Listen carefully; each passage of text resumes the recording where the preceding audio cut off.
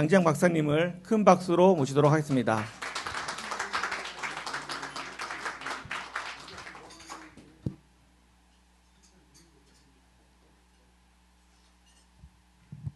안녕하세요. 소개받은 장지영입니다. 네, 좋은 기회 주셔서 대단히 감사드리고요.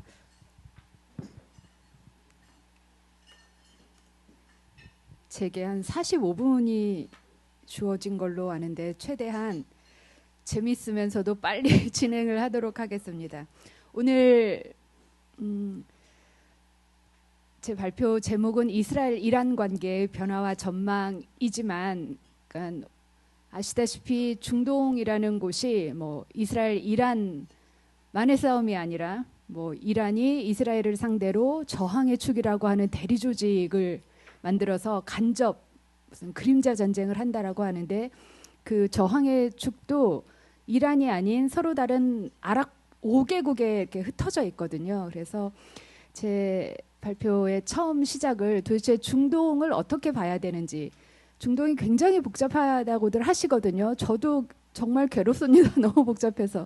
그래서 저도 이렇게 사실 저는 박사 학위를 터키랑 이집트를 케이스로 해서 이제 이슬람 정당과 뭐 사회 간의 관계, 그다음에 뭐 정치 변동을 하고 왔는데, 제가 취직한 곳에서 이제 중동 센터를 맡다 보니 제 옆방 박사들은 뭐 미국 센터, 일본 센터, 중국 센터인데 저는 중동 센터라 제 보스가 갑자기 20나라 중에 장박 뭐 레바논은 왜 이래, 터키는, 예멘은, 뭐 UAE는, 사우디는 막 그러면 너무 힘든 거예요. 사실 저는 전공이 터키랑 이집트 뭐 이슬람 정당이었는데요. 그래서 저도 제가 살겠다고 어떻게 복잡한 중동을 간단하게 볼 수 있는지 계속 이렇게 프레임워크를 개발해 오고 있는데, 그거를 잠깐 먼저 소개를 해드리고, 그 다음에 지금 현재 정세인 이 뭐 이스라엘 하마스 전쟁, 이스라엘 레바논 전쟁, 이스라엘 헤즈볼라,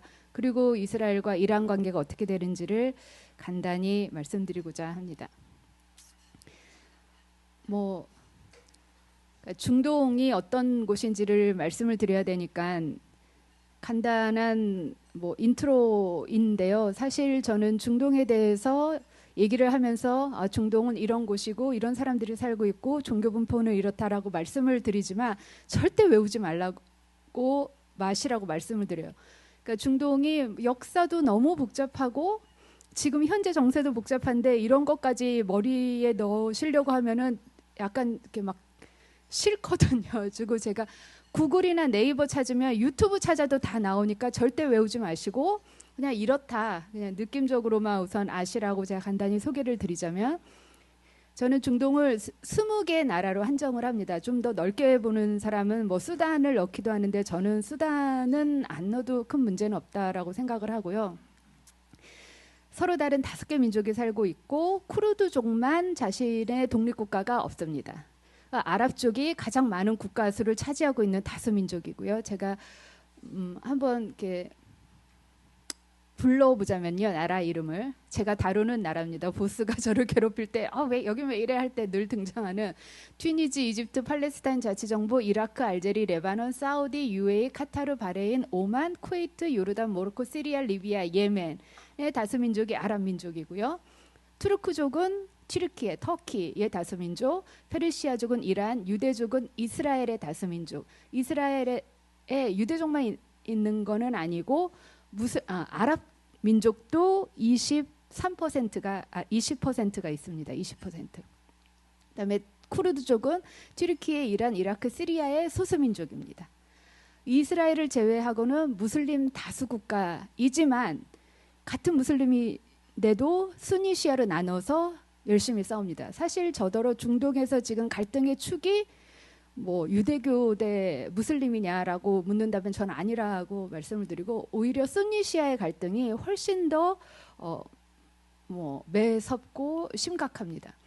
그리고 뭐 레바논 같은 경우는 무슬림 다수 국가이긴 하지만 인구의 40%가 기독교도이고, 이집트도 인구의 10에서 12%가 기독교도입니다. 이집트 콥트 기독교도, 레바논은 마론 기독교도.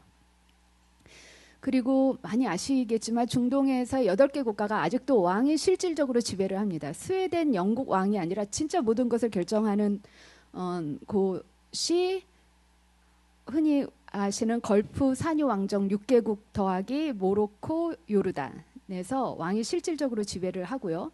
즉 민주주의 체제가 아닙니다. 그러면 나머지 국가는 민주주의 체제냐? 그렇지도 않습니다. 그러니까 이 8개국을 제외하고는 튀니지와 이스라엘을 제외하고는 대부분 또 비민주주의 체제입니다. 그리고 좀 더 안 좋은 소식은 튀니지도 최근 한 3년간 계속 권위주의로 후퇴를 하고 있어요. 그리고 지금 현재 2024년 10월 저한테 중동 20나라 중에서 민주주의 국가는 어디냐라고 물으면 단 한 나라 유일하게 이스라엘이라고 말씀을 드립니다. 그런데 이제 구글이나 네이버를 찾으시면 다 나오는 정보이지만 그렇게 하다 보면은 항상 너무나 복잡한 나라들의 뉴스가 계속 쏟아져 나오다 보니 제가 가끔씩 내가 지금 뭐 하는 거지? 하면서 맨날 뉴스가 어떻게 변해가는지, 그러니까 제가 뭐 현지, 미국, 유럽에서 이렇게 받아보는 데일리 뉴스 브리핑이 있는데 제가 그거를 맨날 읽다가 하루를 다 소진하는 것 같아서 이게 아닌 것 같은 거예요. 인생의 주인은 나인데 맨날 이 허덕이는 읽을 거리에 제가 막 정신이 없는 게 이건 아닌 것 같아서 이렇게 나오는 뉴스를 계속 뒤쫓아갈 게 아니라 좀 더 물러서서 큰 그림을 봐야겠다라는 생각을 제가 사실 뭐 박사과정 때부터 한 것 같아요. 그 중동 20나라를 다룬다는 건 인간이 할 짓이 못된 것 같아서.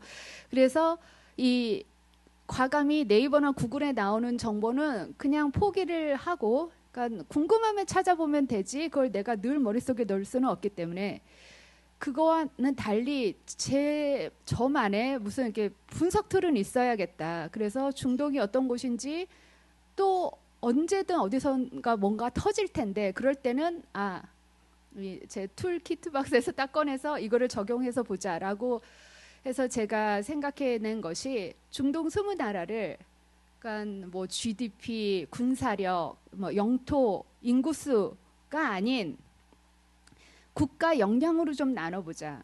흔히 이 정치학에서도 국제 관계를 전공하는 사람들은 국가의 힘은 방금 말씀드린 뭐 GDP, 그다음에 뭐 영토 크기, 군사력, 인구 뭐 이런 걸로 보는데 그런 걸로 보다 보면은 러시아나 중국도 역량이 큰 나라가 되거든요. 근데 저는 정치학 중에서도 비교 정치를 공부를 하는데 저는 기본적으로 러시아랑 중국이 역량이 있는 나라라고 생각을 안 하기 때문에 비교 정치에서는 국가 역량을 첫 번째 법 집행력, 즉 전 세계 200나라의 헌법은 다 굉장히 근사하거든요. 북한마저도 헌법은 굉장히 좋아요. 문제는 그거를 실행을 못 시킨다라는 거죠. 시민들로부터 저항이 세거나 아니면 재정이 부족해서 법을 집행을 못하는 게 문제인데 그런 법을 최대한 집행을 해 나갈 수 있는 뭐 공무원이 훌륭하다든지 내지는 뭐 군사력이 군사가 그러니까 군이 그러니까 전문주의 즉 그러니까 군이 정권을 위해서 복무하는 것이 아니라 시민을 위해서 복무한다든지 이런 법 집행력이 뛰어난 나라를 역량이 높은 나라를 보고 동시에 또 시민들의 요구에 늘 이렇게 응답하는 화답력이 높은 나라를 비교 정치학에서는 이제 국가 역량이 높은 나라라고 하는데 이 2x2 기준을 중동 20나라에 적용을 해보면은요 크게 이런 그림이 나옵니다. 그리고 두 가지 역량이 둘 다 높은 상상은 이스라엘, 튀니지 아까 말씀드린 제한적이지만 그래도 민주주의 국가이고 이제 하하는 약간 답이 안 나오는 독재 국가이면서도 굉장히 약한 나라인데 아직도 2011년 이후로 내전이 진행 중인 시리아, 리비아, 예멘입니다. 이 두 나라는 어쨌든 중동에서는 약간 아웃라이어이기 때문에 좀 차치를 하고 우리가 흔히 뉴스에서 접하는 나라들이 상하, 즉 굉장히 위압적인 권위주의 국가라고 하는 이집트, 팔레스타인 자치정부, 이라크, 알제리, 레바논, 터키, 이란 그룹이 있고요. 그 다음에 이제 하상, 법 집행력은 굉장히 떨어져요. 제가 그러니까 사우디나 UAE 뭐 요르단 띵크탱크에 저랑 같이 일하는 동료가 있는데 이메일을 보내도 도대체 답을 할 생각을 안 하고 뭔가 약속을 해도 이게 정말 맞는지 얘네들은 이게 정말 행사를 잡아놓긴 했는데 이게 이루어질지 굉장히 걱정이 되게 만드는, 하지만 어쨌든 시민들을 상대로 왕실이 내가 너희의 보호자 역할을 한다. 그러니까 얼마나 진심인지는 모르겠지만 자신들의 정권 생존을 위해서 최대한 화답력을 보이는 척이라도 하는 나라들이 이 개방적 왕정 국가로 사우디, UAE, 쿠웨이트, 카타르, 바레인, 오만 같은 GCC 국가와 요르단, 모로코가 있습니다. 네, 이거는 말씀드린 것처럼 제가 이제 공부를 하면서 만든 2x2 분류법이고요. 뭐 숫자는 절대 거짓말을 안 하니까 그래도 뭐 장재환이 말한 저 방법도 써보겠지만 그래도 나는 훨씬 더 숫자에 믿음이 간다라고 하시는 분들은 흔히 경제 지표, 사회 지표, 그다음에 민주주의 지표로 중동을 구분해 보면 이런 그림이 나오는데요. 제가 항상 중동 20나라 20개국을 숫자로 비교를 하면서 놀라움을 느끼는 것 중에 하나가 이스라엘이 우리와 지표가 굉장히 비슷합니다. 이게 지금 2023년 10월 현재 그 당시에 가장 최신 숫자였는데, 그러니까 1인당 국민 총소득, 다시 한번 저는 GDP를 덩어리로 보는 거는 국가를 제대로 알기에는 좀 문제가 있다라고 생각하는 사람이라 퍼캐피타로 나눠서 보면 이게 세계은행의 그 구매력 지수로 나눈 것인데요. 이스라엘이 44,000불, 한국이 44,000불. 그다음에 인간 개발 지수는 이스라엘이 0.91, 그러니까 1점 만점입니다. 한국이 0.92. 민주주의 지수가 이스라엘이 100점 만점에 76, 한국이 우리가 83점입니다. 예, 이스라엘 같은 경우는 10년 전만 해도 우리보다 지표가 조금씩 높았었어요. 근데 10년 만에 우리가 지금 거의 따라잡았고, 특히 민주주의 지수는 이스라엘 같은 경우는 2018년에 이 베냐민 네타냐후라고 하는 굉장히 그렇게 강성은 아니었는데 1994년에 나올 때까지만 하더라도 지금 20여 년 총리를 지내면서 갈수록 강경해지고 극우 정치인들과 이렇게 밀착 관계를 보이는 베냐민 네타냐후 총리 이후에 보통 이렇게 공고화된 민주주의 국가가 이렇게 크게 지수가 떨어지기는 어려운데 재작년에 이스라엘이 특히 많이 떨어졌고, 트럼프 시기에 미국이 막 3단계씩 탁탁 떨어졌습니다. 지금 현재 미국 민주주의 지수가 우리보다 한 단계인가 낮거나 해요. 그래서 뭐 제일 부자인 나라는 카타르 97,000불. 그다음에 이제 개방적 왕정 국가 같은 경우는 민주주의 지수는 그렇게 높지는 않습니다. 그래서 이제 오늘 제 발표의 주제인 이스라엘 이란 관계를 보기 전에, 그러니까 제가 항상 중동은 너무 복잡해서 골치가 아프다라고 말씀하시는 분을 뵈면 제 잘못도 아닌데 굉장히 죄송스러워요. 그리고 제가 할 수 있는 건 저도 너무 복잡해서 괴롭습니다라고 하지만 그래도 복잡한 거는 저는 인정을 당연히 하고요. 다만 너무 복잡해도 이렇게 분석하는 방법이 있으니까 걱정은 마세요. 하지만 중동이 복잡한 건 맞습니다. 라고 말씀을 드리면서 늘 보여드리는 예가 이런 건데요. 중동 분석의 최대 난관은 이 영내외 관계가 굉장히 복잡하다라는 거죠. 그러니까 적은 나의 친구다의 명제도 넘어서는 것이 중동인 것 같다는 생각을 제가 자주 하는데, 예를 들어서 무슬림 형제단이라는 조직만 보더라도 무슬림 형제단은 굉장히 중요한 조직인데 1920년대에 이집트에서 탄생한 이슬람 조직인데, 이 지금 현재 우리가 접하는 대부분의 이슬람 급진주의자 플러스 이슬람 극단주의 아이시스까지 무슬림 형제단에 다 자기 자신의 뿌리를 둔다라고 얘기를 해요. 그러니까 하마스도 무슬림 형제단의 팔레스타인 지부를 시작을 했고 알카에다도 그렇습니다. 그래서 사우디 UAE는 무슬림 형제단을 반대합니다. 하지만 이란은 무슬림 형제단을 지지하죠. 사실 이란은 시아파 종주국인데 무슬림 형제단은 순니파 이슬람 조직입니다. 이란은 시리아 알아사드 정권을 지지하지만 알아사드 정권은 무슬림 형제단에 반대합니다. 그러니까 시리아는 흔치 않게 아랍 국가에서 시아파 정권이죠. 튀르키예는 무슬림 형제단을 굉장히 지지를 합니다. 하지만 알아사드 정권을 반대를 하죠. 사우디와 UAE는 알아사드 정권을 반대하고 하마스는 무슬림 형제단을 지지하나 당연하게요. 왜냐하면 무슬림 형제단 팔레스타인 지부였거든요. 반미고 카타르는 무슬림 형제단을 굉장히 지지하지만 칩니다. 라는 지금 현재 중동에 굉장히 복잡한 관계가 있지만 괜찮습니다. 분석할 수 있어요. 그리고 이제 오늘 말씀드릴 도대체 이스라엘이랑 하마스랑 전쟁인데 왜 우리는 자꾸 뭐 예멘의 후티 반군, 레바논의 헤즈볼라, 이라크의 이슬람 저항군, 시리아의 뭐 군사 민병대, 그다음에 이란 얘기를 왜 들어야 되느냐? 왜냐하면 이 이란이라고 하는 굉장히 강경 보수파 지배 연합이 장악을 하고 있는 이란 이슬람 공화국이 1979년에 이란 이슬람 혁명 이후에 미국으로부터 엄청난 제재를 받기 때문에 이 이란이 정말 자신의 이 주적인 미국과 작은 사탄인 이스라엘을 너무 괴롭히고 싶지만 할 수가 없어요.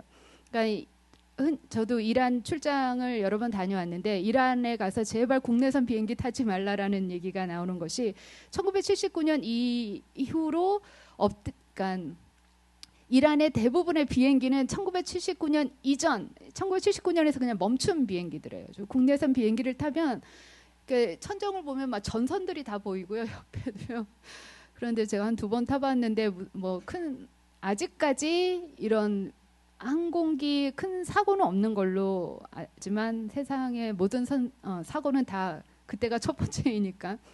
어쨌든 그래서 이란은 이제 공군력이 굉장히 취약하고요. 그래서 공격을 하고 싶어도 할 수가 없으니까 나를 대신해서 싸워줄 아까 말씀드린 시리아, 이라크, 예멘, 그다음에 가자지구, 레바논의 대리 조직을 육성을 해서 나를 대신해서 이스라엘을 괴롭히고 나를 대신해서 주둔 미군을 괴롭히게끔 하는 것이 이란의 목표입니다. 그래서 이 이슬람 혁명을 중동에 수출해서 영내 패권을 장악을 하고 그렇기 위해서는 핵 개발도 불사를 하겠다라는 것이 이란 강경보수파 지배연합의 이제 주장이고요. 그렇다면 이란 시민들은 이러한 정부에 대해서 어떻게 반응을 하느냐? 너무 싫어해요. 그러니까 제가 이란 출장을 갈 때마다 이제 뭐 그냥 이렇게 청소년부터 시작해서 저한테 와서 쿡쿡 찌르면서 사실 I love America 막 이런 얘기를 해요. 뭐지? 난 미국 사람 아닌데. 그러니까 기본적으로 권위주의 국가에서는 자신의 정부가 좋아하는 나라를 굉장히 싫어하고 자기 정부가 주적으로 생각하는 나라를 굉장히 좋아하는 게 이게 시민들의 인지상정인 것 같아요. 그래서 이란 시민들이 요즘에도 반정부 시위를 종종 조직을 하는데 그때 늘 나오는 구호가 팔레스타인의 죽음을. 그러니까 지금 이란이 이렇게 영내 패권을 장악하겠다라고 하면서 늘 내세우는 게 팔레스타인의 대의를 생각하자. 그래서 하마스를 지원을 하고 헤즈볼라를 지원하는 거거든요.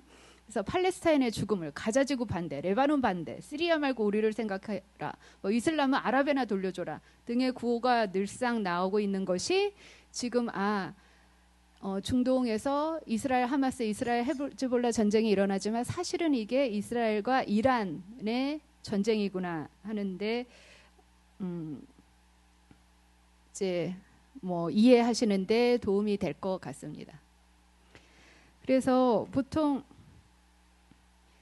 중동이 너무 복잡하다고들 하시는데 복잡해서 그러신지 보통 이제 미디어에서 많이들 그러는데 굉장히 양극단적인 분석을 많이 해요. 그리고 댓글을 보더라도 뭐 이스라엘 너무 잘한다, 뭐 이참에 뭐 교훈을 얻게 해줘라, 내지는 뭐 팔레스타인은 뭐 지지합니다, 뭐 우리의 뭐 독립군을 연상시킵니다, 뭐 굉장히 극단적인 댓글도 많이 달리는데 대부분 사실 우리나라도 그렇고 다른 뭐 미국에서도 저는 미디어는 그렇게 많이 분석을 하는 것 같은데요. 양 극단으로 나누는 분석이 첫 번째가 도대체 이슬람 문명이라고 하는 문명은 너무나 특이하고 우리 인류사의 굉장히 아웃라이어라서 보편주의라는 걸 받아들이지를 못한다. 뭐 경제 발전을 해도 근대 국가를 건설을 해도 보편주의를 받아들이지 못해서 무슨 민주주의, 그다음에 뭐 양성평등, 뭐 인권, 개인주의 이런 거는 모르고 굉장히 호전적이고 공동체적이고 그렇기 때문에 지구 평화를 위협한다라는 분석과 그 반대 또 저쪽의 극단으로는 맞다 중동 복잡하다 그런데 왜 그런지 아냐 이게 순전히 18, 19세기 영불 제국주의랑 20세기 미국 제국주의 더하기 유대 자본 제가 귀에 피가 나도록 맨날 듣는 이 음모론 때문이다라고 하는 또 막스주의 시선에서 바라보는 서구 제국주의가 바로 세계 갈등의 원죄다라고 하는 양극단의 분석이 있는데 저는 둘 다 좀 많이 부족한 분석력을 갖고 있다라고 생각을 하고요. 저는 중동도 우리나라와 마찬가지로 그리고 미국, 뭐 유럽, 전 세계 많은 나라처럼 이 중동의 역동성은 인간이 끊이지 않게 자기 이익의 극대화를 위해서 굉장히 뭐 주판화를 튕기고 뭐 머리를 굴리고 해서 손익계산을 한 다음 그에 따른 선택을 내려서 나온 결과라고 생각을 하고요. 단 우리가 이제 미디어로 접하는 중동을 볼 때 항상 안타까운 것이 나라를 그냥 한 뭉뚱거리 하나의 그러니까 덩어리로 생각한다는 거죠. 제가 지금 일주일에 한 번씩 학부 강의를 하고 있는데 젊은 뭐 청년들은 그러니까 이스라엘을 한 덩어리로 생각해서 무슨 악마의 한 결정체인 것처럼 생각을 하고 이제 팔레스타인도 뭔가 이렇게 자신들의 뭐 독립국가 건설을 위해서 뭐 한 덩어리로 뭉쳐서 싸우고 있다라고 생각하는데 저는 둘 다 굉장히 잘못된 비과학적인 해석이라고 생각을 하고 중동의 모든 나라 우리와 마찬가지로 그러니까 제가 이제 연구원에서 일을 하면 이제 뭐 다른 외교관들이나 다른 학자들 다른 나라에서 학자들이 와서 한반도 정책은 뭐야라고 물어요. 한국의 한반도 정책은 뭐냐 그러면 저는 어느 정부 우리 정부에 따라서 한반도 정책이 굉장히 다르다라는 것처럼 중동도 한 나라의 결정이 내부의 여러 행위자가 정말 제한된 자원 배분을 두고 굉장히 싸워서 이 격렬한 권력 투쟁을 한 다음에 나온 결과이기 때문에 국가는 절대로 한 목소리를 내는 단일 행위자로 생각해서는 안 된다라는 게 굉장히 핵심이라고 보고요. 그래서 뭐 사우디에서 지금 뭐 MBS가 네옴시티를 만들고 비전 2030을 만드는데 이게 그 사람 혼자 결정하는 거고 진행하는데 하고 있는데 이게 성공을 하겠어? 저는 성공할 가능성이 굉장히 높다라고 보는데 왜냐하면 이게 MBS가 갑자기 어느 날 일어나서 내가 결정했어 개혁을 해야지가 아니라 사우디의 그 G 세대들이 엄청나게 아래로부터 우리 부자인 거 알고 좋은데 우리나라는 아무리 생각해도 너무 이상해. 어떻게 남자랑 여자가 맥도날드 가도 줄을 따로 서야 되고 우리 뭐 이모나 누나가 바깥에 나갈 때 항상 내가 따라 붙어야 되고 그러니까 여성은 남자 가디언 없이는 절대로 길거리 혼자 못 나서거든요.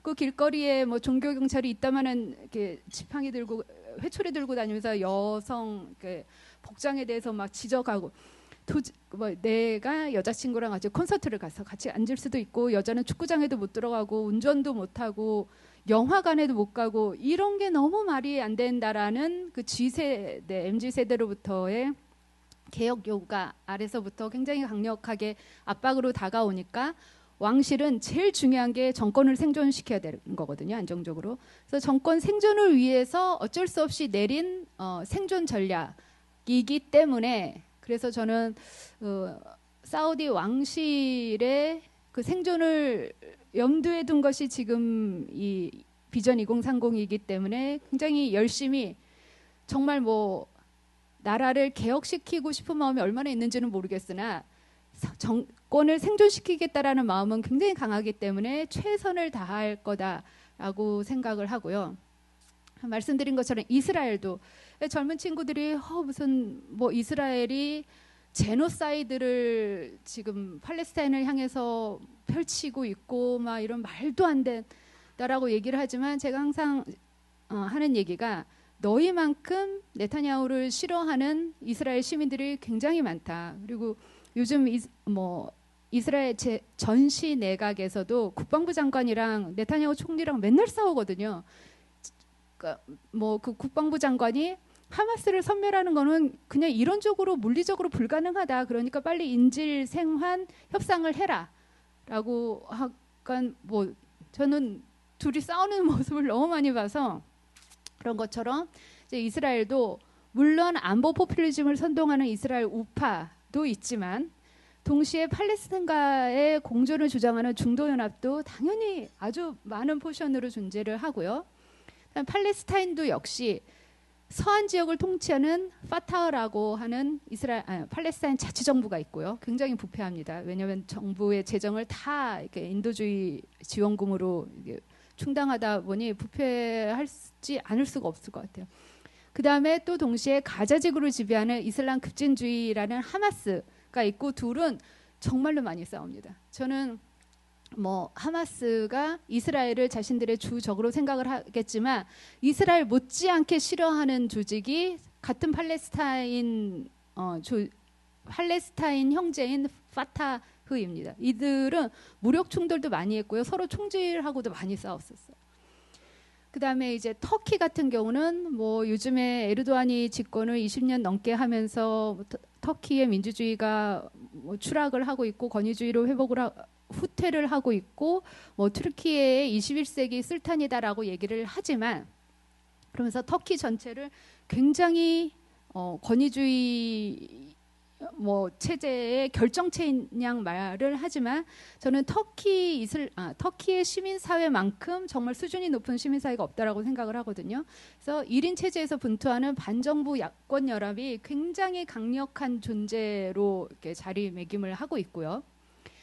이란 역시 흔히 우리가 이란 이슬람 공화국이라고 얘기를 하면 그 터번 쓰고 이 제정신이 아닌 종신제 최고 종교 지도자가 나라를 지배하는 이 나라가 21세기 대명천지 이게 뭔 일이냐라고 하지만 물론 이란 강경 보수파는 그럽니다. 그러니까 반미 반이스라엘 구호 아래 핵 개발도 불사하고자 하는 이란 보수파가 있지만 동시에 정상국가 회귀가 목표인 온건개혁파가 있고 이들 온건개혁파를 열심히 지지하는 중산층, 그다음에 여성, 청년층, 대학생의 지지 세력들도 분명히 존재를 하고요.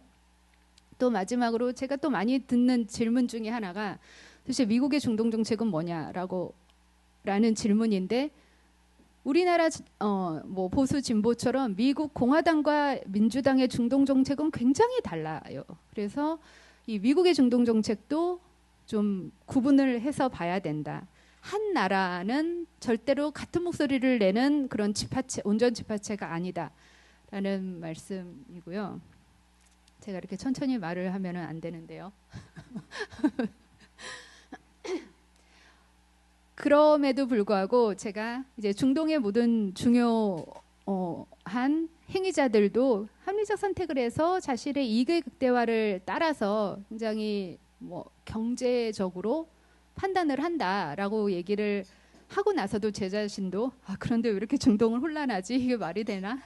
라는 다시 고민에 쌓이게 되는데 저는 기본적으로 인간은 굉장히 약한 존재라서 이 합리성이 아주 제한됐다라고 생각을 합니다. 그래서 이 합리적인 선택을 하고 싶지만 어쩔 수 없이 비합리적인 행동이 아주 자주 보이는 곳이 또 중동이기도 하는데 제가 이제 인간의 제한적인 합리성, 비합리성에 대해서 중동의 여러 이제 사건들을 이렇게 적용해 보지만 요즘 또 이스라엘 팔레스타인 분쟁이 시끄러우니까요.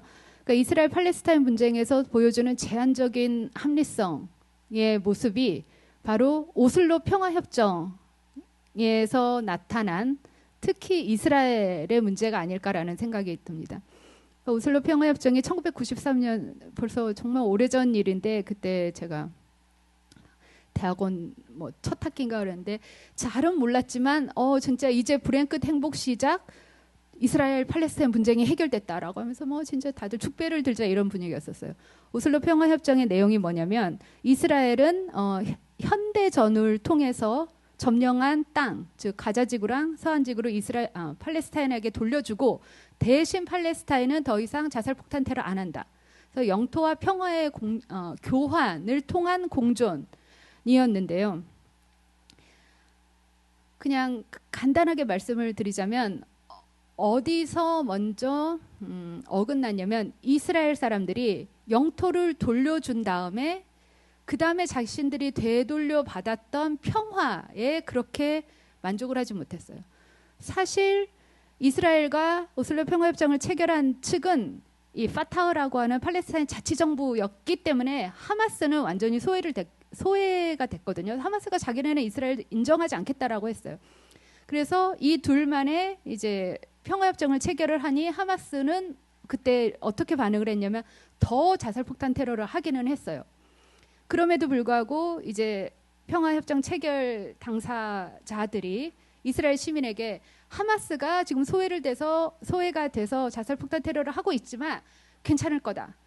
이 파타흐가 이제 폭력을 포기를 했으니 우리가 영토를 돌려준 대가를 받을 것이다. 즉 평화를 받을 것이다라고 했지만 기본적으로 인간은 빼앗긴 것에 대한 상실감이 얻은 것에 대한 기쁨을 상쇄하지 못한다라고 얘기를 하거든요. 그러니까 경제학자들에 따르면 빼앗긴 500만 원이랑 얻은 500만 원은 같은 500이기 때문에 플러스 마이너스에서 0이 돼야 되지만 인간의 마음은 그렇다라는 게 아니죠. 그러니까 이 삼전 때문에 잃은 500만 원이 나한테 주는 고통은 너무 괴롭지만 다른 주식에서 어떻게 뭐 오래 뒀더니 500만 원이 생겼네. 의 기쁨이 나의 그 삼전 때문에 얻은 상실감, 고통을 상쇄를 못 시켜준다라는 거예요.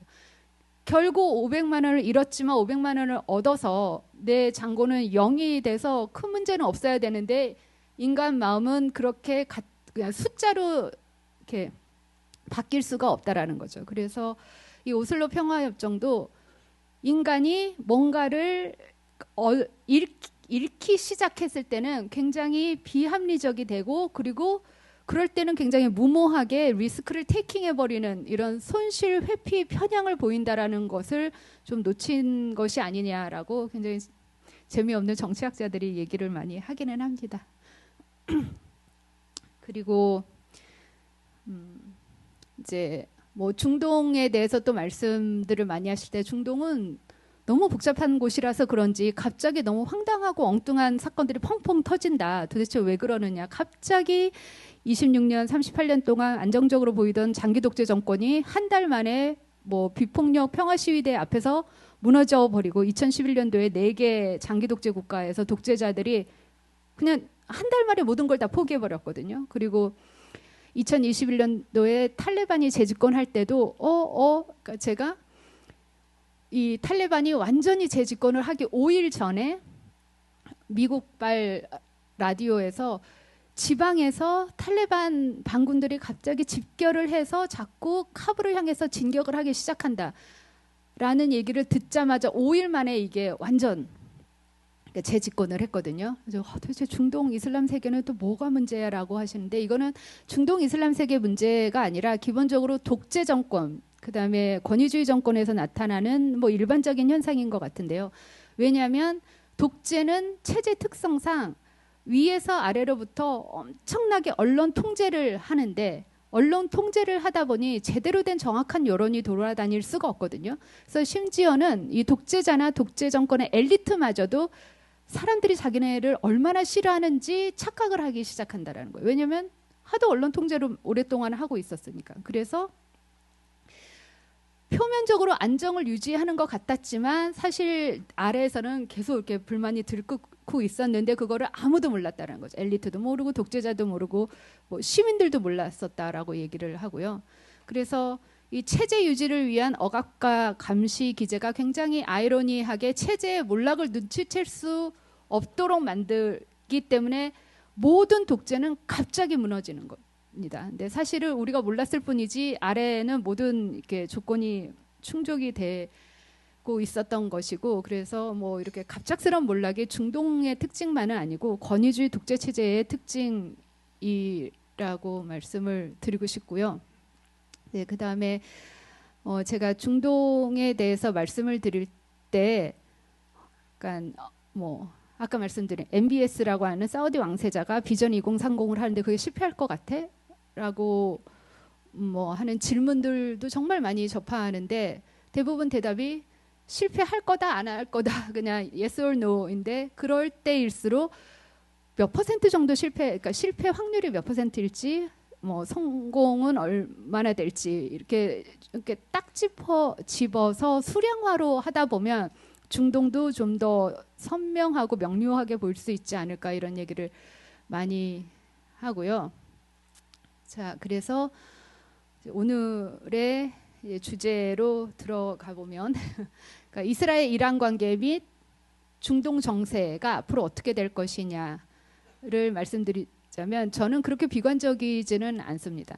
그래서 뭐 변화와 변혁이 2010년대 중반부터 시작되고 있고 2020년대 초반부터 맹렬한 기세로 진행되고 있기 때문에 저는 사우디 UAE를 중심으로 한 소위 걸프 산유 왕정들이 파격적이고 획기적인 개혁 개방을 시작한 이상 경제 실용주의에 기대고 있고, 지금은 되돌아올 수 없을 만큼 많이 나갔기 때문에 이런 경제 실용주의는 기본적으로 역내가 안정이 되어야 되고, 그래야지 외자도 유치를 하고, 그리고 개혁 개방의 정책들도 하나씩 실현화가 되어야 되기 때문에 저는 앞으로 역내 안정을 위해서 이 걸프 산유 왕정을 중심으로 많은 나라들이 엄청나게 노력을 할 거라서, 물론 이들이 역내 평화에 관심이 있는 건 아니고 시민들의 안위에 관심이 있는 건 아니나 자신들의 정권 생존을 개혁과 같은 것이라고 이렇게 목표로 잡은 이상 저는 개혁 개방을 위해서는 앞으로 역내 안정이 많이 그러니까 역내 안정을 이룰 것이다라는 뭐 조심스러운 전망을 해봅니다. 즉, 그러니까 이 걸프 산유국이 파격적인 개혁을 시작을 했는데 경제하시는 분들은 이게 사실 뭐 미국에서 셰일가스가 개발하면서 셰일 혁명 때문에 이들의 재정 위기설이 대두가 돼서 그런 것이다라는 얘기도 있지만, 저는 그 얘기도 뭐 원인 중에 하나이겠지만 저는 그거보다 더욱 근본적인 원인이 지금 사우디나 UAE 같은 경우는 뭐 인구의 65% 정도가 30세 이하의 젊은 세대라고 하는데, 이들 세대들이 돈이 많아서 뭐 술도 좀 마시고 싶고 춤도 추고 싶으면 그냥 비행기 타고 옆에 요르단을 가거나 레바논을 가서 즐기거든요. 근데 그러고 돌아오다 보면은 내가 돈이 많아서 셀룰러 폰도 뭐 3개고 아이맥에 뭐 엄청 많은데 이게 나라가 아무리 봐도 정상국가는 아닌 것 같은 거예요. 그러니까 뭐 여자는 운전을 하면 안 되고 여성은 뭐 다 가려야 되고 뭐 이런데, 이러한 불만이 왕실을 향해서 계속 압박으로 다가갔고, 특히 이제 왕실에서도 이런 것을 감지를 하고 가장 젊다라고 하는 MBS를 딱 점지를 해서 너가 개혁을 해라 라고 하면서 시작된 것이 이 사우디와 UAE의 개혁 개방이기 때문에, 이들이 어쨌든 MZ세대가 요구하고 있는 사회 개방, 뭐 이슬람 약화, 그다음에 여성 인권 도모를 위해서 열심히 개혁을 하고 있고, 특히 이런 개혁을 하면서 이제 어쨌든 왕실들은 그러니까 룩이 굉장히 중요하거든요. 자신들이 없어 보이면은 안 되는 거예요.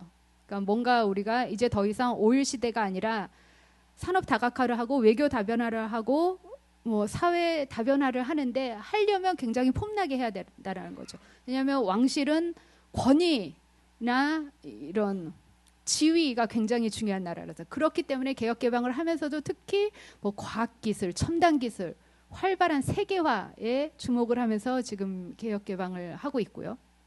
그리고 저는 그러니까 정치학자다 보니 그러니까 외교 다변화에 더 관심이 있는데, 그러니까 미국이 우리는 탈중동을 하겠다라고 오바마 정부 때부터 2011년도에 선언을 하면서 조금씩 이제 뭐 걸프국에 있는 미군 수도 축소를 하고 이제 내년 후년에는 이라크에서도 완전히 미군이 전원 철군을 한다라고 이제 선언을 하니 걸프 산유국이 처음에는 굉장히 당황을 하다가 아 그래 너희 떠나 그럼 우리도 새로운 외교 정책을 뭐 발표를 뭐 준비를 할 거야 하면서 걸프국에서는 뭐라고 하냐면 미국이 탈중동 그다음에 아시아 회귀 정책을 펼쳤다. 우리도 아시아로 돌아간다. 뭐 자기네는 돌아가는 건 아니고 룩 이스트 정책을 펼치면서 개혁 산유국에 가면 정말 한중일에 관심이 많습니다. 저는 국뽕 같은 거 굉장히 싫어하거든요. 그런데도 산유국 사람들 만나보면 한중일 정말 중요하고 특히 한국에 너무 관심 많다라고 진짜 저를 붙잡고 얘기를 많이 하는데 왜 하필 한국이지라고 하면 중국은 뭐 미국을 약간 견제를 하고 대국이고 마음에 드는데 어쨌든 이들은 이슬람 국가거든요. 그리고 중국의 이 커맨드 이코노미 사회주의 정책이 약간 부담스러워요. 반면에 일본은 자신들에게는 그냥 자신들이 국제 정세를 알았을 때부터 일본은 완전 저 높은 곳에 있는 유럽 같은 그냥 선진국이다. 그러면 우리는 라고 하면은 자기네가 지금 엄청나게 어려운 도약을 꿈꾸고 있는데 한국이 딱 그 모델 케이스를 보여준다. 그래서 우리 젊은이들한테도 한국처럼만 된다면, 그러니까 뭐 원조를 받는 나라 너무 이게 뻔한 표현인데 원조를 받는 나라에서 주는 나라가 됐다. 그러면서 우리도 한국처럼 이렇게 리핑을 할 수 있다. 뭐 이런 얘기를 많이 하기 때문에 한국이 무슨 살아있는 사례다 이런 얘기를 진짜 많이들 하더라고요. 그리고 어쨌든 이들 나라는 이렇게 경제 다변화, 산업 다각화, 외교 다변화, 사회 개방, 개혁을 하다 보니 2020년도에는 이스라엘과 아브라함 협정을 체결하기도 했습니다. 제가 중동 정치를 공부하면서 깜짝 놀랄 일들이 여러 가지가 있지만 그 중에 대표적인 게 UAE, 바레인, 모로코가 아브라함 협정을 맺은 것 같아요. 그 UAE랑 바레인이 맺었다라는 거는 사우디도 수긍을 했다라는 거고 정말 이스라엘 하마스 전쟁이 일어나기 바로 직전만 하더라도 저는 이스라엘이랑 사우디의 국교 정상화에 관련한 이슈 브리프도 다 써놨었어요. 그런데 갑자기 전쟁이 일어나서 미루어졌지만 저는 다시 그 두 국가 간의 아브라함 협정은 되살아날 거라고 85% 이상으로 생각을 하고 있습니다. 그래서 어쨌든 중동의 지금 정세 키워드가 변혁과 변화이지만 그럼에도 불구하고 객관적으로 지금 현재 영내 정세를 요약을 해보면 미국 매파, 이란 강경파, 이스라엘 우파가 탐색전으로 격돌을 하고 있고요. 그러니까 탐색전이라는 것이 저는 그렇게 나쁜 거라고 생각을 안 하는데 왜냐하면 이 셋 플레이어 모두 자신들의 적이 고통받는 것을 간절히 바라지만 그렇다고 확전을 원하지는 않아요. 역량이 아직 이 여력이 안 되거든요.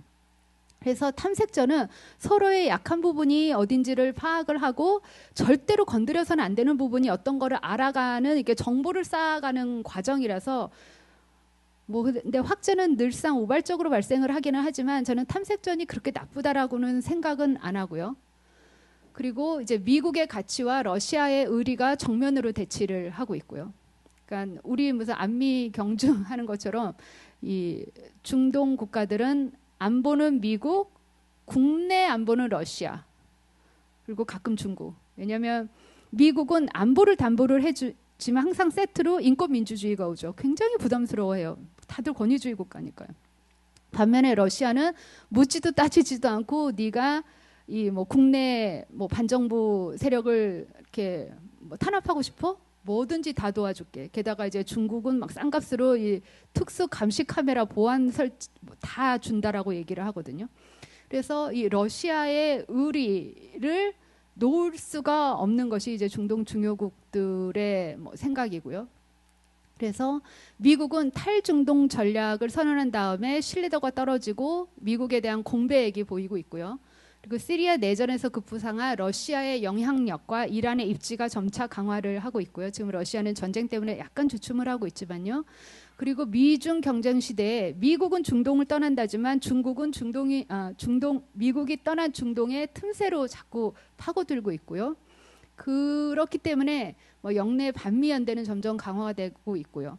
그리고 중동에서 이렇게 막 전쟁이 일어나거나 분쟁이 일어나면 무슬림 난민 위기가 발생을 하고, 무슬림 난민 위기가 발생을 하면 무슨 나비 효과처럼 유럽에서 항상 극우 민족주의가 발호를 합니다. 그러니까 무슬림 난민들에게 최종 목적지가 어디냐고 물으면 제발 우리를 터키에서 중간에 이렇게 스탑하게 하지 말고 유럽으로 가게 해달라. 최종 목적지는 항상 유럽이에요. 근데 유럽에서 당연히 다 받아줄 수가 없거든요. 납세자, 유권자 눈치를 봐야 되니까요. 그래서 보통 중동에서 시끄러운 일이 일어나면 유럽이 관여 정책을 많이 했었는데 지금은 약간 거리를 두고 관망을 많이 하고 있는 상태입니다. 그럼에도 불구하고 저는 중동의 정세는 비관보다는 낙관이 더 높다라고 생각하는데, 가장 큰 이유가 이 산유국이 개혁 질주를 하고 있기 때문이고요. 뭐 이들이 정말 민주주의와 뭐 인권에 관심이 있어서가 아니라 냉철한 경제 실용주의에 기반을 하고 있기 때문에 최대한 영내 각축전을 좀 이렇게 진정시키려는 역할을 할 것이다라고 생각을 하기 때문입니다.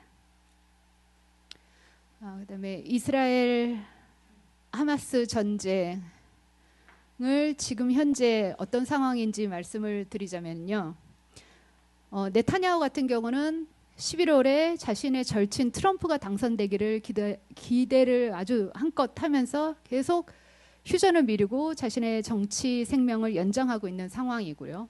이스라엘 중도연합은 인질 귀환 네타냐후 퇴진 촉구를 위해서 계속 지속적으로 지금 시위를 하고 있고요. 그리고 이제 이란이 4월에 최초로 미사일 공격을 했고 10월에도 또 공격을 하면서 아무리 이란의 무슨 데이비 슬링이니 아이언돔이 뛰어나지만 미국 없이는 자신들이 이렇게 방어를 못한다는 것을 각인을 했고요. 그리고 어쨌든 제가 지금 이스라엘의 국내 정치를 보면 사회, 엘리트 사회, 그다음에 시민 사회 내에서 갈등과 분열이 굉장히 심각하다는 생각이 많이 듭니다. 예를 들어서 지금 현재 이스라엘 헤즈볼라 전쟁을 하고 있는 이 남부 지상전에 대해서 여론조사를 했더니 유대계, 그러니까 이스라엘에서 유대계는 73%입니다. 유대계의 47%는 지지, 41%는 반대, 전체 인구의 20%를 차지하는 아랍계의 절반 이상은 반대를 하고 있습니다. 이란 같은 경우는 지금 현재 자신들이 그렇게 공을 들여왔던, 특히 최고의 전략 자산이라고 생각했던 헤즈볼라가 완전히 괴멸이 되면서 지금 저항의 축은 더 이상 운용을 하기에는 좀 어렵습니다. 최근 이란의 이슬람 혁명 수비대가 하마스뿐만 아니라 헤즈볼라가 완전히 파괴가 됐으니 제2의 헤즈볼라를 이라크에 있는 이슬람 저항군으로 다시 키우겠다라는 정책에 다시 돌입을 했다라고 하지만 당분간은 이 이스라엘과 이란 간의 이 그림자 전쟁이 벌어지기는 좀 어렵고요. 왜냐하면 이 프록시들이, 대리 조직들이 다 괴멸된 상태라. 그래서 앞으로 아마 이란은 당분간은 반미 연대에 훨씬 더 기댈 것 같습니다. 즉 러시아, 중국, 이란의 이 삼각관계를 훨씬 더 단단하게 하는 데 집중을 할 것 같고요. 미국 대선의 결과가 뭐 우리나라와 한반도와 동북아에게도 정말 중요하지만 중동에게는 너무나 중요한 이슈라 저는 정말 심장마비 직전으로 지켜보고 있는데 저희 연구원에 있는 전문가 말로는 진짜 모른다고 하더라고요. 정말 깻잎 한 장 차이로 판가름이 날 거고, 자기가 제일 걱정하는 거는 대선 결과를 양측에서 다 승복하지 않을 경우가 제일 걱정이라고 얘기를 합니다. 그럼에도 불구하고 카멜라 해리스 후보는 바이든과는 달리 이 뭐 전통적인 민주당 지지층인 아랍계 무슬림 청년층의 반대는 덜 받고 있어서 그 이탈표는 걱정을 덜 해도 될 것 같다라는 분석은 들었고요. 러시아와 중국 같은 경우는 이스라엘 하마스 전쟁이 처음 발발했을 때 정말 가짜 뉴스를 SNS에 엄청나게 뿌리는 걸 보면서 제가 와, 이래서 가짜 뉴스가 무섭구나라는 생각을 정말 많이 했고요.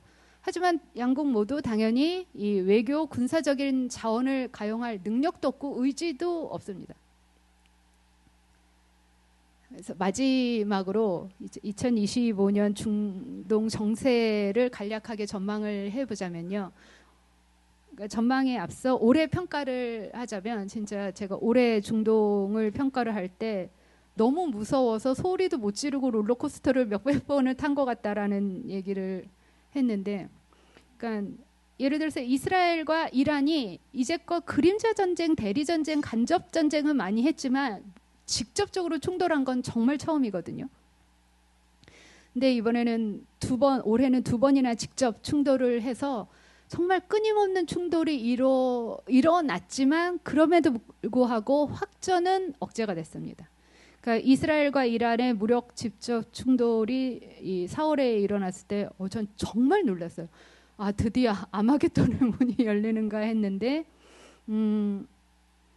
제가 봤을 때 결정적인 역할을 다시 한번 아랍 산유국이 해줬습니다. 아랍 국가들이 해줬는데, 그러니까 이란에서 이스라엘을 향해서 그러니까 미사일과 드론을 한 300여 기를 발사를 했는데 당연히 이스라엘, 미국, 미 중부사령부, 그 다음에 프랑스하고 독일 정도가 당연히 도와줬습니다. 그런데 그때 누가 결정적인 역할을 했냐면 아랍 국가들, 사우디, UAE, 바레인, 요르단이 이란에서 쏜, 그리고 뭐 예멘 후티 반군이 쏜, 그다음에 이라크, 시리아에서 쏜 이 미사일들이 날아가는 정보를 이스라엘과 공유를 해줬어요. 저는 그게 굉장히 결정적인 역할을 했다라고 생각을 하거든요. 그래서 확전은 억제될 수가 있었다. 그럼 앞으로 2025년 전망은 어떻게 될 것인가?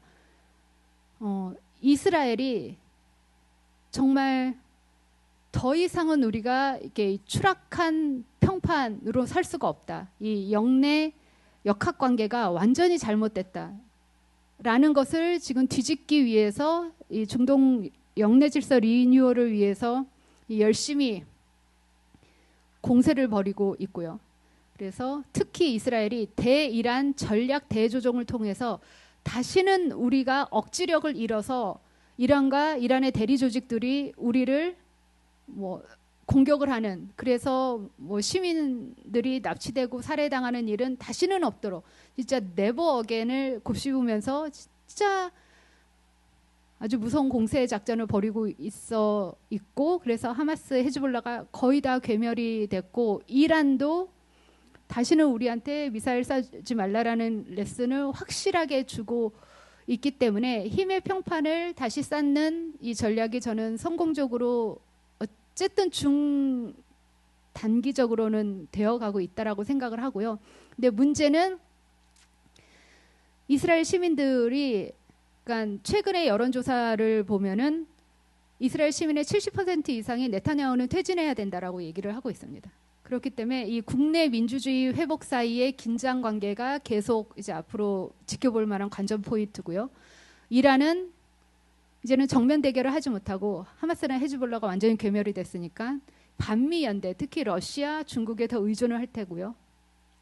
사우디와 UAE 등 걸프 산유국은 이스라엘, 이란 충돌, 미중 경쟁 사이에서 자신들의 몸값을 계속 높이기 위해서 레버리지를 키우기 위해서 열심히 노력을 하고 있고요. 미국은 2011년도부터 탈중동을 선언했지만 이 중동이라는 이 혼란의 결정체에서 계속 이제 중동이 떠나려는 미국의 발목을 끌어당기고 있기 때문에 이 탈중동과 그리고 중동의 안정화라는 딜레마 사이에서 굉장히 앞으로도 고민을 할 것이고요. 다음은 그냥 제가 그러니까 업계에 계시는 분들이랑 말씀을 나누다 보면 중동에서의 중국의 뭐 입지, 그다음에 역할에 대해서 굉장히 궁금해하시더라고요. 그래서 이제 저도 중동에 가면은 이제 제 동료들이랑 얘기를 할 때 너희는 왜 이렇게 중국을 좋아하니? 너희가 중국을 잘 몰라서 그래라고 얘기를 하면 그 친구들은 저한테 야 니네는 왜 이란이랑 이렇게 잘 지내보려고 하냐라고.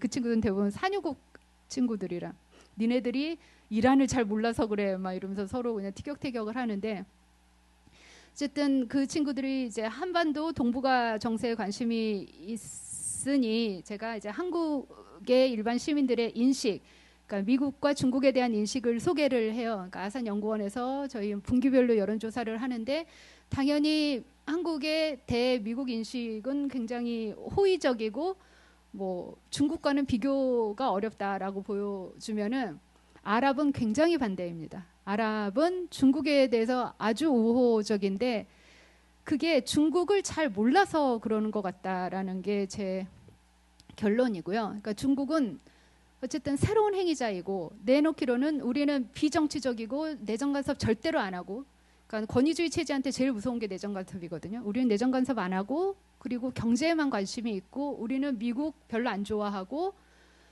우리는 우리의 역할을 굉장히 비정치적인 것으로 한정하겠다라고 하기 때문에 아직까지는 덜 부정적인 것 같고, 그리고 친중에 대한 이들의 인식의 기저에는 미국에 대한 실망, 불만이 훨씬 더 깊게 뿌리를 내리고 있어서 그런 것 같다라는 생각이 듭니다. 제가 시간을 8분이나 어겼습니다. 네, 감사합니다. 네, 감사합니다. 내용이 너무 재밌어서요. 끊을 수가 없었습니다. 그냥 시간 쭉 해서 더 여유 드린 거고요.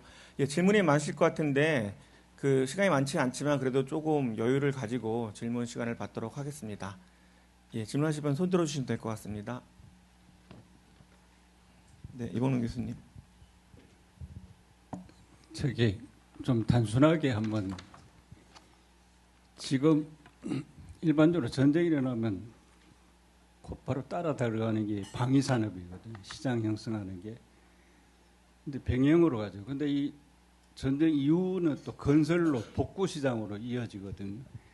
근데 지금 중동 정세를 쭉 듣다 보니까 이거는 대리전이지 직접적인 충돌보다는 대리전이 어떻게 끌 수 있을까? 그러면 장 박사님 생각에 우리나라 산업체가 이스라엘하고 이란하고 잠잠했을 때 진출할 때 리스크 테이킹을 해야 될까요? 아니면 말아야 될 거예요? 그 대답을 어떻게 하실 거예요? 제가 수량화를 해서 말씀을 드리자면 저는 뭐 중동의 이런 혼란이 그러니까 전례 없이 굉장히 이번에는 인텐스하기는 했지만 중동은 늘 혼란스러웠는데 제가 중동에서 주목하고 싶은 늘 잊지 않았던 변화가 바로 걸프 산유국들이 개혁 개방을 정말로 의미 있는 수준으로 하고 있기 때문에 그 건설 산업 분야가 혹시 걸프 산유국에 이제 투자를 하시고 싶다면 저는 그 리스크를 택하시라고 한 80% 이상으로 말씀을 드리고 싶습니다. 근데 저도 이제 중동을 하다 보니까 무슨 플랜트 산업협회 이런 곳에서도 이제 가끔씩 뭐 분석을 해달라라고 얘기를 듣는데, 그러니까 아직 우리 건설 산업 같은 경우는 뭐 리비아나 이라크 정도의 이렇게 미련이 많이 남는 것 같은데 리비아는 정말 너무 속상하게 당분간은 좀 긍정적인 전망은 안 보이는 것 같고요. 지금 리비아에서 선거를 하겠다라고 약속을 했는데 계속 미뤄진 게 한 4년, 3, 4년 되는 것 같고 앞으로도 바로 또 의미 있는 변화가 일어날 것 같지는 않고요. 이라크는 약간 걱정이 되는 것이 말씀드렸듯이 이란이 하마스가 완전히 헤즈볼라가 괴멸된다. 그러니까 이란에게 가장 중요한 대리 조직은 레바논의 헤즈볼라였거든요. 근데 헤즈볼라가 이번에 이 새로운 질서 전략으로 이스라엘이 하고 있는 새로운 질서 작전으로 거의 파괴가 되면서 바로 발빠르게 이라크에 있는 이슬람 저항군을 제2의 헤즈볼라로 만들겠다라고 하면서 이란의 대이라크 정책이 지금 갑자기 막 활발해졌거든요. 그거는 우리의 이라크 진출에는 그렇게 좋은 신호는 아닌 것 같아서 제가 알고 있는 리비아랑 이라크의 전망은 그렇게 밝지는 않으나 이 걸프 산유국에 제가 잘은 모르지만 기회가 생긴다면 저는 80% 이상으로 리스크를 그냥 테이크하시라고 말씀을 드리고 싶습니다. 네, 또 질문 있으시면 주십시오.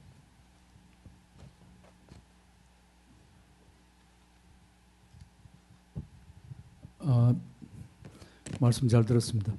제가 이해를 잘 못하고 있는지 모르겠는데 지금 이제 중동의 그 빅 플레이어라 그러면 이란, 터키 잘 모르겠고 이스라엘, 사우디, 네 맞습니다. 그 정도, 네 개. 그 정도 된다고. 이란, 이스라엘, 사우디, 터키 네 개. 그 정도인데 이 나라들이 이제 현재 정부 간에 문제가 있을 거고, 그다음에 장래에는 말씀 주신 대로 그 시민사회, 젊은 세대들이 어떻게 생각하느냐에 영향을 많이 받을 건데, 그런 면에서 본다면 미래에는 갈등이 줄어드는 쪽으로 갈 수 있을 것인지, 아니면 그것을 극복할 수 없는 구원이 있어서 현재 상태가 등시 지속될 것인지 궁금합니다. 지금 4개국 플레이어 중에서 MZ 세대, 그러니까 뭐 젠지들의 불만이 굉장히 가장 높은 나라가 제가 볼 땐 이란인 것 같고요. 그래서 이제 뭐 이란인 디아스포라나 미국도 그런 이란 내 청년들을 계속 막 자극하는 전략을 펼치고 있고요. 그래서 이란은, 저는 종국에는 그러한 청년 세대들의 불만이 지금의 그 강경보수파 지배연합이랑 충돌을 할 거라고 생각을 하고 있고요. 그 사우디나 UAE 같은 경우는 그런 시나리오를 상상을 해보고는 너무 겁이 난 나머지 먼저 지뢰 선제로 이제 자신들의 전략을 구축한 것이 바로 개혁 개방인 것 같습니다. 그러니까 사우디나 UAE가 2011년도에 아랍의 봄 반정부 시위가 일어나는 걸 보고 그 전까지만 해도 이 왕정들이 제일 싫어했던 게 여론조사였거든요.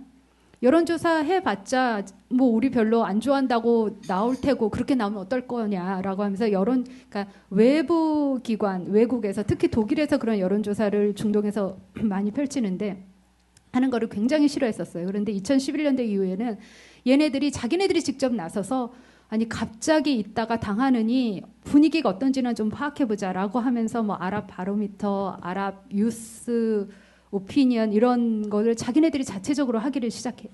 그래서 하고 봤더니 우리 정부를, 왕실을 그렇게 싫어하는 거는 뭐 잘 모르겠고, 중요한 거는 얘네들이 굉장히 새로운 걸 원하고 있구나라는 거를 알고 나서부터 그때부터 허겁지겁 준비를 한 게 개혁 개방.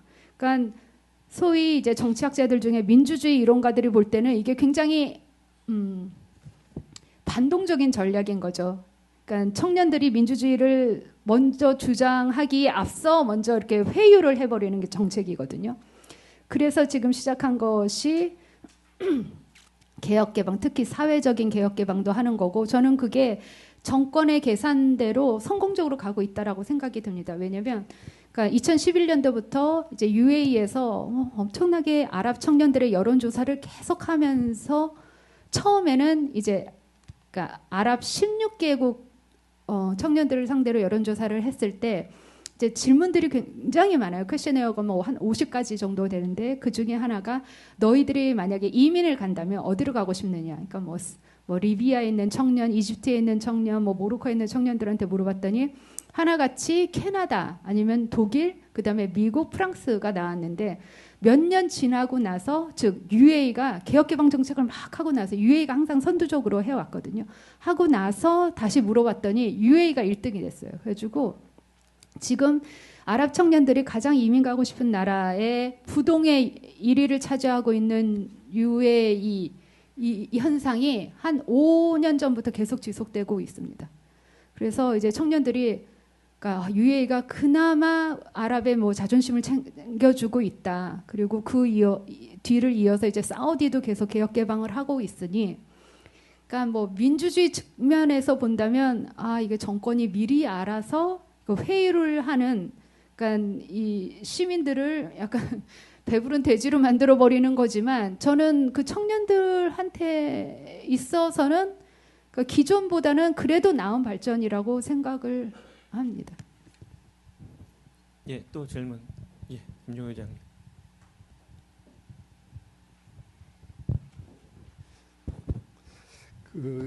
하나는 그 궁금증이 있어서 이제 질문을 드리는 건데, 그 이스라엘이 이제 세계 전쟁을 동시에 진행하고 있는데, 그 이스라엘 무기가 바닥이 났을 때가 되지 않을까 이런 궁금증이 있는데 거기에 대해서 좀 언급해 주시고요.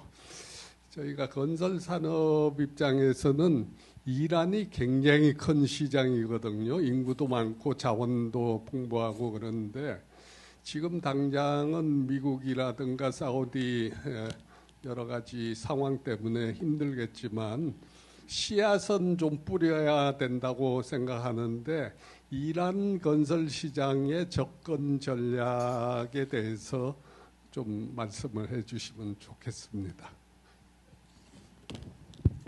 사실 이스라엘 친구들이랑 만나서 얘기를 해보면 이스라엘이 지금 말씀하신 대로 하마스랑 헤즈볼라랑 이란이랑 싸우고 있는 세계 전선을 지금 동시에 진행을 하고 있다라고 우리는 생각하지만 걔네들은 맨날 하는 게 우리는 7개 전선에서 싸우고 있다. 하마스, 헤즈볼라, 예멘 후티 반군, 이라크, 시리아, 이라크의 이슬람 저항군, 시리아, 그다음에 이란, 이란 안 했죠. 그다음에 서한지구. 서한지구 내에서도 지금 굉장히 뭐 소위 과격한 친구들이 막 반이스라엘 시위를 조직을 하고 있다라고 하는데 어쨌든 막 그래서 맨날 막 괴롭다라고 얘기를 하는데 제가 군사 전문가는 아니라서 정확히는 모르겠으나 이스라엘의 무기가 바닥나가고 있다라는 얘기는 저는 정말 많이 들었습니다. 이스라엘의 무기가 바닥나가고 있어서 계속 이렇게 전쟁을 하기는 어려울 거라고 확신을 하고요. 그래서 어쨌든 뭐 요즘 이스라엘에 대해서 얘기를 하면 기승전 네타냐후에서 재미가 없기는 하지만 네타냐후도 어쨌든 11월 5일 전까지 잠깐 열린 기회의 창에, 그러니까 네타냐후가 바이든 얘기를 전혀 듣지 않았잖아요. 그러니까 네타냐후가 보여준 바이든 패싱은 제가 보고 있어도 너무 민망할 정도인데 그 11월 5일 전까지 대대적으로 기세를 올릴 수 있는 거를 계산을 하고 그때까지 무기를 다 쓰려고 했었던 계획이 아닌가라는 생각은 듭니다. 그래서 아마 미 대선 이후로는 만약에 해리스가 된다 하면 그러면 진짜 무기 지원을 적극적으로 안 해줄 텐데 그때는 쓸 무기가 없을 것으로 저는 생각이 들고요. 이스라엘 같은 경우는. 근데 만약에 트럼프가 된다면 그때는 완전 또 새로운 그림이 그려지는 거라 지금 현재 무기는 굉장히 재고가 바닥이 났다고는 많이 들었습니다. 그다음에 이란 시장 같은 경우는 제가 굉장히 안타까운데요. 사실 제가 한 이란 협회 이사이기도 하거든요. 그래서 진짜 이란 시장이 열렸으면 좋겠는데 제가 볼 때 이란 내에서 예전에는 온건 개혁파가 그래도 좀 의미 있는 변화를 이끌 만한 이제 룸을 차지하고 있었는데 이제는 그마저도 특히 트럼프 때 완전히 강경파가 이렇게 주도적으로 장악을 하기 시작을 하면서 그러니까 트럼프가 이란 핵합의를 파기하면서 나왔던 가장 결정적인 변화가 이란 내 강경파가 이란 내 온건 개혁파더러 거봐라 내가 이란 핵합 그러니까 미국이랑 핵합의 하지 말라고 했다가 이런 사단이 나서 우리가 진짜 무슨 희망 고문부터 시작해서 모든 게 다 어그러졌다라고 하면서 그 이후로 온건 개혁파가 훨씬 더 입지가 정말 축소가 됐거든요. 그 이후로는 이걸 다시 회복을 잘 못하는 것 같아요.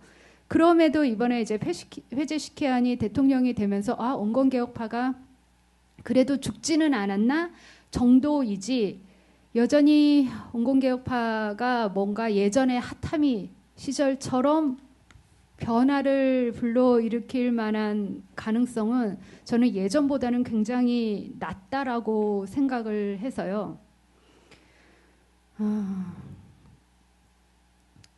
그럼에도 불구하고 늘 뭐 시장 준비는 하고 있어야 되겠지만 저는 가능성을 그렇게 막 장밋빛으로 보고 있지는 않습니다. 확실히 온건 개혁파가 훨씬 더 입지는 축소가 됐어요. 죄송합니다. 예, 혹시 질문 또 있으신가요? 예, 조동근 교수님. 저한테도 기회가 오는데 저는 명지대학교 경제학과를 정년 퇴임하고요. 좀 명예교수로 있습니다. 그래서 그런데 잘 들었는데 기본적으로 지금 아까 제목에 이스라엘 그다음에 저항의 축으로서 이란이잖아요. 그렇죠? 그러니까 그렇게 들었는데 보면은 이제 그게 희석이 되는 게 중동 산유국의 일종의 균형추가 돼 갖고 어떤 제3의 플레이어의 비중이 커지면서 그다음에 이스라엘하고 그다음에 이란의 대리전 규모가 작아지는 쪽으로 가는 추세가 맞지 않습니까? 좀 그렇게 좀 추측을 하기 때문에 앞으로는 좀 글쎄 좀 뭐 과문하지만은 그 중동 산유국의 어떤 그 무게 중심을 옮겨지면서 그 긴장도 좀 줄어들 거다 하는 생각이 들고요. 또 하나는 미국의 셰일가스 혁명인데 뭐 하여튼 기본적으로 셰일가스가 나오면 그게 뭐냐면 예전같이 이 산유국의 어떤 그런 뭐 패권을 좀 누르는 그런 균형추가 또 될 수 있기 때문에 그런 면에서 볼 때 중동의 어떤 그 전선 또는 긴장은 좀 완화될 수 있다는 저는 개인적인 추측을 하는데 제 추측이 맞나요? 좀 한번 여쭤보고 싶습니다. 그래서 좀 우리가 좀 평화 모드로는 그저 길게 볼 때는 옮겨질 거다. 그리고 너무 그 안에 그 충돌이 상수가 되는 컨스턴트가 되는 거는 중동에 있는 국가들한테도 식상된 거죠. 우리가 변하지 않으면 우리 맨날 자중질환하다가 우리가 아무것도 못하고 힘을 모으지 못한다.